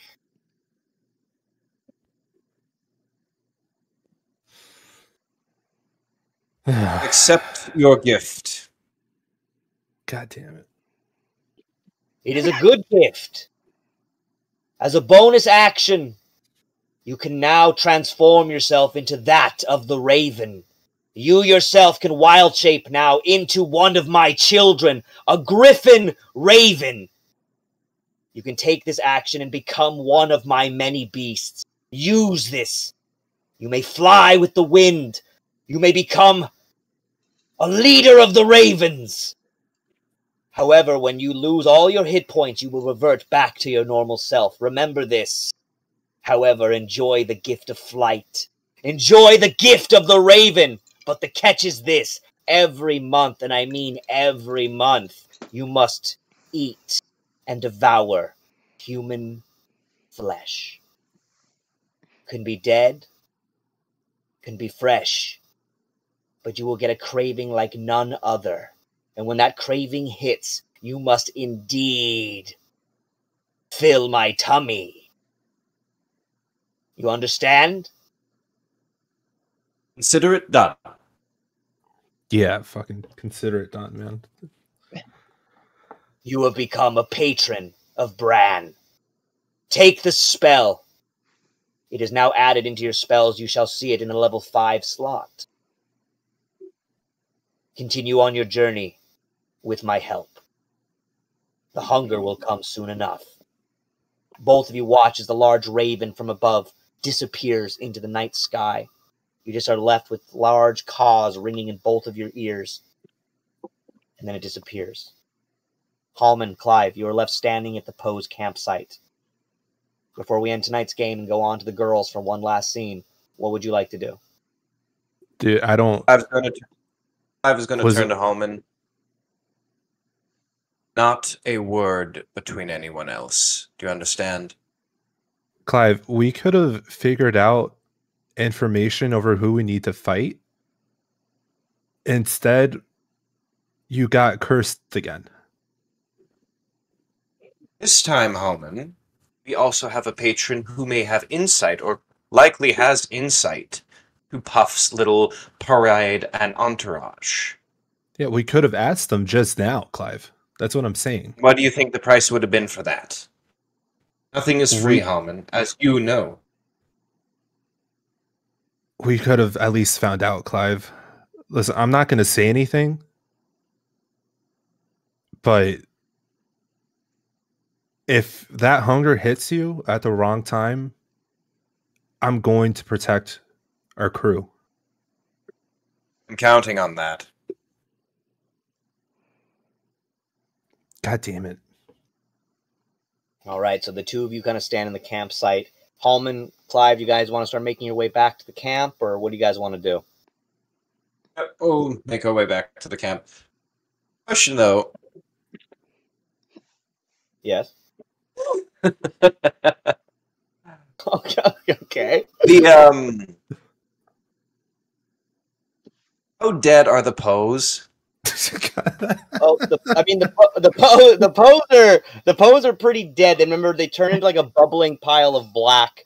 Oh, right, yeah, they essentially turned into raven. Basically broke out of their corpses. In fact, those ravens at the end, the two ravens may or may not have been the ravens from those corpses. So, it depends on what you'd like to do with the rest of the remains. I mean, there is meat there, if that's what you're getting at.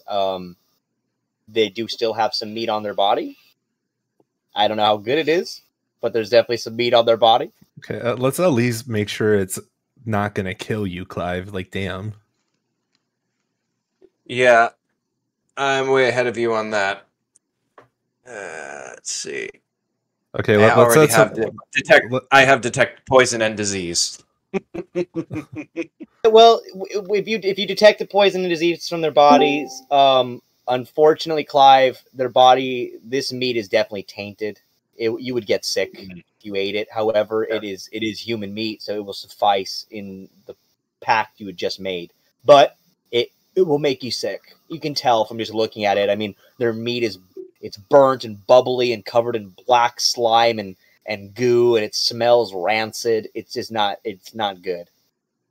Clive, let's just find some fucking murderer, criminal. We'll figure out how to do this morally, okay? That's fine by me, Halmon. Like I said, I have a countermeasure should I go insane. Which Our is group. what? Oh, just us? Okay. No, Cool. not just you and I. Our whole team. The whole team. Yeah, no, I get it. Okay. Yes. Okay. From now on, I don't like you being alone then. Can we agree on that? Yeah. Let's get back to the camp. Okay. So Halmon, you watch as Clive kind of begins to head out. Your friend, Halmon, weirdly, Halmon, you've seen a couple sides to Clive, and you're the only one. You've kind of interacted with Clive in other moments that other people haven't, somewhat private moments with Clive. And Clive, I think you also pick up with this as well. The last time you had a private moment with Halmon was when you also infected him with your curse that was by your dot given to you by Grimaldi. And now, Halmon, you've now seen Clive get himself into another situation. This time it has benefited him, but once again, he's added on to the pile of things. So just be aware of that, Halmon. You would be wary of this. And Clive is not like I'm saying, you're not seeing anything malicious from Clive, Halmon, but it's just something to be wary of. Your friend is taking on another. Yeah, I don't think it would be his fault. Well, I mean, it would be his fault, but like when that happens, it won't be under his control. And that's what worries him. Well, on that note, we're going to cut over back before we end tonight's game. I want to go back to the girls. And then since Sirus is here, we'll end with Sett and Sirus. But I wanted to go to the girls back. Amalia, you are running through the woods. And Pippa, you have the girls, Wendeline and Sakura, on the back of Chomps running through the woods. I want you guys to do a dexterity roll here. And you both are bellowing towards each other. Let's see. Just give me a flat d20 for Sirus and Chomps. As you guys like are running through the woods trying to locate each other. I want to see if you guys end up like 19. Okay, you got an 18, a 19. That's pretty darn good. Oh, shit. I knew I should have used my dice. So definitely Chomps is not doing. Hold on one second, guys. Wrong map. One moment. Chomps is like distracted by like the rocks behind him, making sure they can keep up or something stupid. I think Chomps is distracted by Wendeline like grabbing on too hard, and Wendeline's like not trying to fall off and just like piercing her nails into Chomps' back. So Chomps is kind of like, Hey, you're pinching me. yeah, you're pinching me, bitch. Basically, is what Chomps is trying to say to Wendeline, but he can't say it with his words. You just keep hearing a lot of flute noises. But Wendeline, you're doing your best to hold on. Can we see Amalia and Sirus yet? Sirus has just kind of found you guys and has stopped you in your tracks. Amalia, you run straight into the group of girls, and Sakura, Pippa, Wendeline, you stop in your tracks as Sirus kind of bounds before you. You girls have now located each other. What would you like to do? Amalia, is everything okay? You're by yourself. What's going on? Ran into some trouble earlier, but took care of it with Sett. Where is Sett? We need to find him. Went off with Sirus back to the ship. Yeah, But, Sakura, can I ask a favor? Possibly. I mean, sure, go ahead. You can call gods, right? I think all of us here can. Well, if any of you can help me contact Hades, I'd appreciate it. I think so. I think we need to make some kind of sacrifice, though. Oh my god, what happened to Amalia? What happened? You sound like you're in the waterfall. Oh, where? Or Amelia? Hold on. Sorry, that might have been us. Who sounds like they're in a waterfall? Amalia, you sound like you're in a waterfall. I think she was hear me now? Yeah, yeah, I you're can good. hear you now. I don't know what happened. What do you mean a sacrifice? Yeah, so long story short, in order to call a god, we gotta do a sacrifice, and my last sacrifice call was kind of crazy. But we can do it again. What you guys do? Wait, hold up. Are you just saying you sacrificed someone? Not someone technically, but I mean, if we did sacrifice more than we need to last time, does that mean that we get like extra uses out of the? What do you mean sacrifice more than you needed to? But I think we have the leftover, yeah? Like that works? Yeah. I think that can qualify. I mean, it just happened. Do I want to know? I don't think it's that important. It was just a few squirrels. But it was just some Amalia just looks so confused. They're like just mentioning like sacrificing more than they needed to, and there's now squirrels in the picture, so she is just like lost. A good cause, that's all you need to know. So I guess we can call Hades up. I mean, he's my uncle. He should answer. He's your husband, so he should answer. Wendeline, you just like look back, like you're still on top of Chomps, Wendy, and you like look back from the way you came, like back towards like where the dead squirrels and stuff were back there, and you kind of just like look back and just like, do we have to really go back all that way? Like Wendeline just like fucking like you just stare back at the pile of dead squirrels way from where you just came. You're just thinking about it in your mind. Can we not say we did? How about that? I think it works. I think it's within like a time frame, so I think we're good. By the way, since we're meeting up here, can we see, like, are we where Amelia and them were, or are they far away from where they were at? She's left that area, so you kind of caught her a little bit farther from where they were. Since she left that area and you guys left your areas, you kind of caught each other in a new kind of area here. As you can see, the map has moved a little bit. It's a different part of the wood. So no, you're not by where the same place where they were buried. Exactly. Should we call him here right now, or should we go back to the ship and call him? I mean, here is fine. Well, you would have to go back to where the squirrels were, where the dead squirrels were. Okay. So, I think actually we gotta go back to the squirrels over there. We'll Yeah, there's we gotta- sacrifice there, so let's just go back there. Like, I don't know how many feet that is, but let's go back there and we'll call them up. But Did you guys sacrifice squirrels? All right. Long story short, we needed a sacrifice. I summoned some animals. Squirrels came to my beck and call. I asked them, hey, we have a big favor. If you want to sacrifice yourself, do it. And I guess they all wanted to, so that's what happened. What do you mean they all wanted to?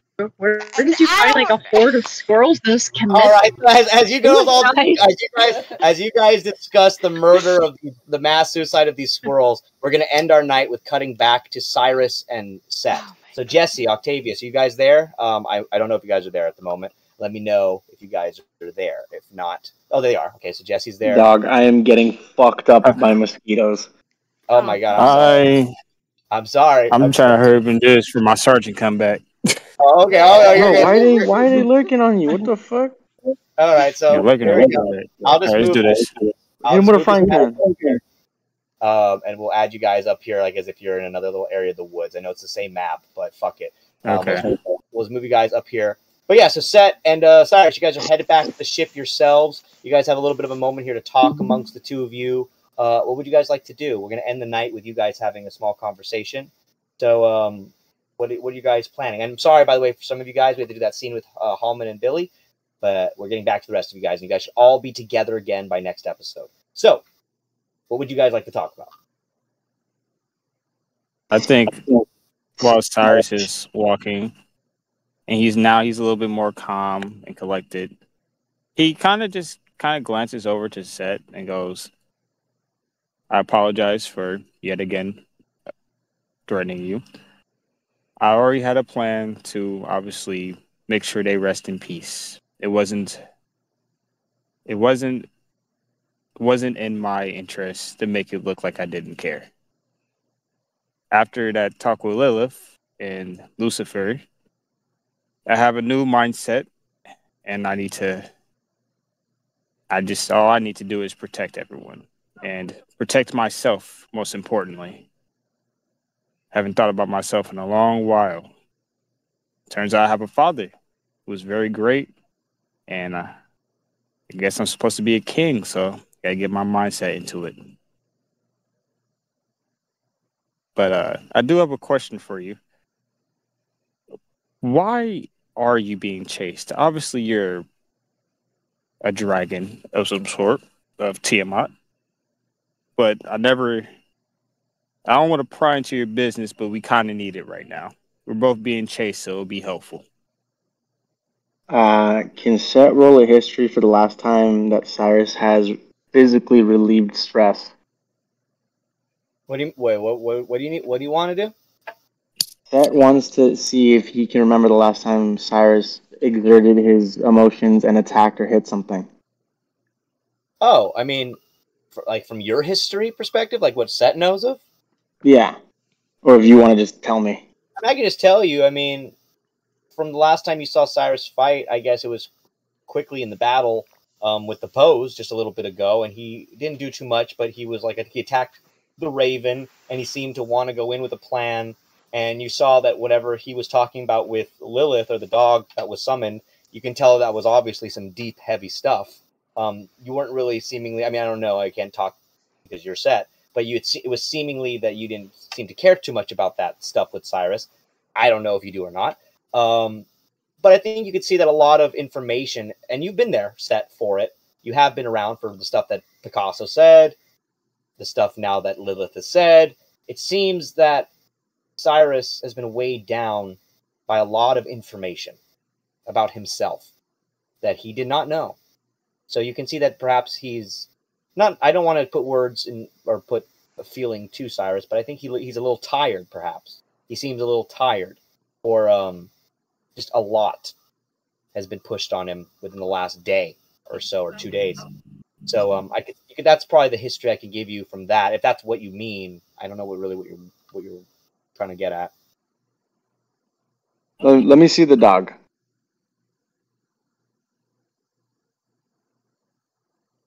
Talking to you, Sirus. You're talking to you. Oh, say again. I'm sorry. Let me see the dog. The what? The dog. The dog that everyone talks about. I hear so often. Like, you have a dog with you, right? The That can talk. Are you talking? I would rather not bring that fucker out of here. Sirus, let me see the dog. He'll try. Sirus, if you want to try to summon it or pull him out, I need you to give me a religious check here. You got to roll for me. Oh yes. I'm so sorry. I keep forgetting. You are Sirus. I am sorry. I'll do a D20 here for you. Don't worry. It's not his stuff isn't applied to here, everybody. So don't take it all. Damn it! So you try, Sirus. You're like trying to pull it out. Did you add my modifier to it? I did not, because I'm not on your page really fast. So you know what? Hold on one second. Give me a sec. I can pull it up. That's right, Hollywood. Please, thank you so much. I appreciate it. You're Sirus now. I am Sirus. You can be Sirus right now. I am Sirus. I can let me just get really depressed. He has advantage on it, and he gets a +6. So roll again, add 6. Okay, so great, fantastic. Hey, you were from your home. Yeah. Damn, you roll the 7 with the +6 on it, so that would be 13. So yeah, still not great, but okay. You don't pull him out of you, Sirus, but he's like, I don't want to come out, but I'll say hi. And he kind of the same thing that Halmon experienced with Sirus. One eye becomes red on you all of a sudden. Sett, you can see there's a visible change between Sirus's normal personality and who he now has become as Lucifer takes over seemingly one half of his body, as all of a sudden the face of Sirus just turns to you, Sett, and you can see that one eye is glowing a very dark blood red as it looks to you. You wanted to say something? Sett's going to use Presence of the Monarch, and Sirus is immune to fear, but the Hound is not. Okay. I would have to look at Lucifer's stats, but I will give you... I'll just do a regular D20 here, because I don't have his stats and stuff actually up right now. What would I have? Wisdom save 18. Wisdom save 18. All right, that's a 2, but I mean, he would have way more than that. I know that, but... He's got a +16. Yeah, he would have a fucking... He would have whatever. I should probably pull up the Hound stuff, actually, to be completely honest with you, if I'm going to do this. Hold on one second. I got it. I know I do. Boop, boop, boop, boop. All right, he does have a plus here. Just a +1. Damn, only 16. Okay, so he's still Lucifer, unfortunately, as he looks to you. You give off a presence of something, and Sirus, you can feel Lucifer shiver within inside your own body as Sett kind of gives the half of you that is Lucifer a look. Continued, Sett. What would you like to do? Come out now. The eye kind of twitches inside of Sirus, and then all of a sudden, in like a blink, zoom, the Hound, a ghostly kind of specter dog, black fur, glowing red eyes kind of shoot out of Sirus's eye and goes onto the ground. Sirus, you feel like a relief from your body as your head kind of pushes back, Sirus, and Lucifer is now present in front of Sett. What do you want, dragon soul? Speak. What are you doing to him? What do you mean, what am I doing to him? Don't play coy with me, dog. I'm helping him reach his full potential, setting a right that I set wrong. Any more questions? Rabbit? Every step of the way that I've been present, I've been aware of you, and you've been nothing but a problem. Problem? He wouldn't have his abilities without me. He would be nothing. He would be lost. He would be a slave to that tentacled wench where I found him! In a prison cell! worshipping some queen of chaos that was taking everything from him. I freed him from a cell, I freed him from chaos, and I found the child of Icarus, which made me nothing to you, but trust me, for this realm, for this situation, it is everything. It is not a hindrance, I promise you that, Tiamat. It's been a long time since I've seen you. You may not be the same person that I once met in another realm, but I know you're inside of there. We were on the same team during the Never War. And it was the wrong side. All I'm trying to do is get Sirus help right my wrong. He doesn't know, does he? Lilith filled him in. A little bit. Barely. Maybe not enough, as he didn't react. Cyrus is just standing there, kind of like he's a little bit like he's not lost anymore at this point. He's just defeated. He's just watching. You didn't tell him who I am, huh? Who you are and what you were is irrelevant. Just like me in this dimension, you were lucky to be reborn into a new soul. I was not. I'm trapped in another realm for forever. I have to find my patrons the way I find them. And Sirus is of the blood of Icarus, which means that he has the potential to change this realm and stop what is coming. At least, that's what I thought. It all started off a pact of vengeance. He wanted revenge. I was able to attach myself to his soul. It's that easy. What else do you want to know? He's gonna look to Sirus. And what is it that you want, boy? Boy. Anyways, I don't know. Sirus. I'm 8,000 years old. I don't even think Cyrus even reacted to that. He's like, I'm not surprised. I just want my memories back. I just want to be free. The Hound looks to you, Sett. Continue. Does nothing of your obligation as a ruler and a king mean anything to you? I didn't even know I was a king until a few days ago. It means a lot to me, of course. I would love to bring the West Kingdom to greatness again, but I don't know anything. My first step right now is bringing these flowers to these poor people that died. Sett, you see that Lucifer looks to you. It's not his fault. Both of our minds were broken, shattered into pieces. Please be gentle with him, Sett. It's not that. He just regained the memory of his lost love. He just learned that he had a son. He just learned that he is perhaps the king and a relative to somebody who may not or may not have even existed. Not everybody is as privileged to have the soul inside of them, Sett, like you do. You came with knowledge born into your own brain from another dimension. I have to guide Sirus back to where he needs to be. Are you going to help him? He's gonna look down to the Hound and go down to one knee and say, I will help him. But you? I will kill you one day.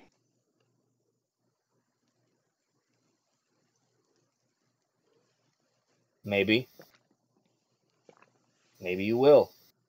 But for now, we need Sirus to get to where he needs to be. It doesn't matter what I was, who you were, and what went on in the past. All we need now is to get Sirus where he needs to be, which is closer to these stones. At that moment, Sett, you see as Lucifer then retracts himself, and almost like the light that he is, the specter form of his, goes back into Sirus and fades away. Sirus, you feel a pressure as once again this kind of heat goes through your body, and Lucifer disappears. Sett, you're down on one knee still as you slowly stand up. Sirus and Sett, you guys look at each other. How do we want to end the night?